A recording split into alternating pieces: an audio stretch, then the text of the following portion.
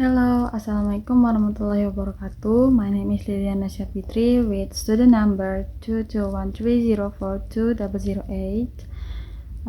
Today I will retelling my story. The title is The Lady or the Tiger. The Lady or the Tiger character list. The first one is the king.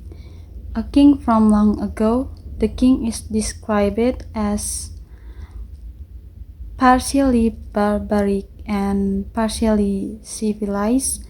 He is good to his subjects, and he also likes to put things right when they have gone wrong. He believes his system of justice is a good one and enforce it in every situation he faces. And then the princess, the king's daughter. The princess could be seen as the protagonist of the story, since she is the one who must decide if her lover lives or dies. The princess is semi-barbaric like her father, though she is genuinely distraught of the prospect of her love's death. She is also fiercely jealous at the thought of losing her lover in marriage to another woman. And next is the young man, the princess lover. The young man is described as beautiful and tall, but he is also of a low social standing. And next is the lady, the king's potential offering to the princess lover. The lady is described as one of the most beautiful women in the whole kingdom.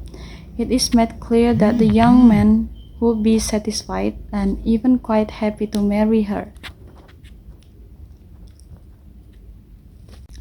The story begins with a description of a king who ruled long ago.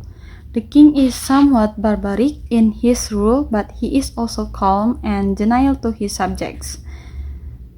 Only slightly influenced by the Romans who ruled nearby. This king didn't have gladiator battles or killings of religious prisoners in his amphitheater to amuse his subjects.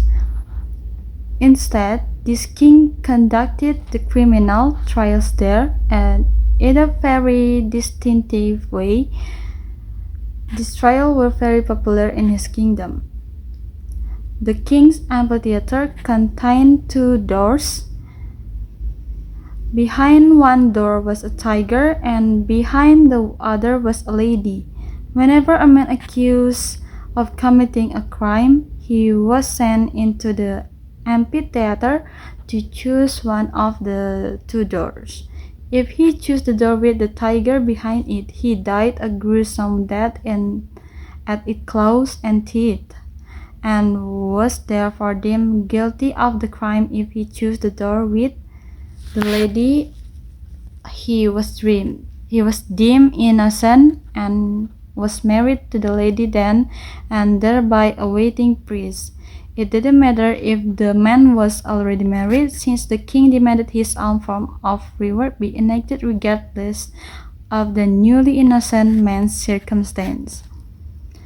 At a certain time, the king becomes aware of a scandal involving his own daughter, the princess, and he finds that she is engaged in a love affair with a young man of low social standing. In the king's eyes, this is a crime of the highest order, and he demands the trial of her lover in the usual fashion. This time, the most ferocious tiger that could be found is put behind one door, and the most beautiful lady in the kingdom behind the other. The crowds are massive, and even those who can gain access to the amphitheater press inward to catch a glimpse of the trial. The princess, being in love with the young man on the trial, has discovered which door holds the tiger and which holds the lady.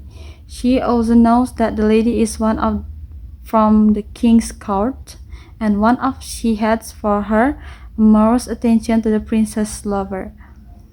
The princess becomes viciously jealous at the thought of the woman anxiously awaiting her marriage to the young man. At the trial, the young man enters the amphitheater in the usual way and bows to the king. But as he does so, he looks to the princess for some kind of sign about which door he should choose. Suspecting that she has used her influence to find out which door holds which fate, the princess makes a quick gesture to the right, and the young man goes quietly to open the door on the right. But it is not known which fate the princess has chosen for him and for herself. On the one hand, she may have saved his life, but also condemned herself to endure the heartbreak of seeing him happily married to another woman.